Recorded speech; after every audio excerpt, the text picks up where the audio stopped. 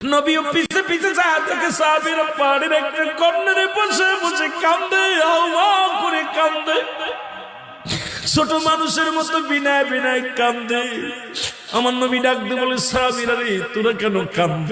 তোদের চোখের পানি আমি নবী সইতে পারি না। আমার নবী বলে, উম্মতেরা রে, তোদের চোখের পানি আমি নবী সইতে পারি না।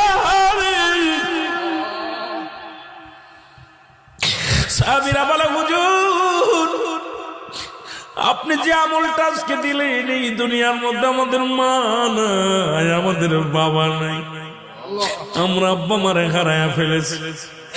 আজকে যদি আমাদের আব্বা মা থাকতো, আজকে আমরা সালাম দিলে এই নেকিটা অর্জন করতে পারতাম। এই আমলটা যদি আমরা আরো কিছুদিন আগে জানতে পারতাম,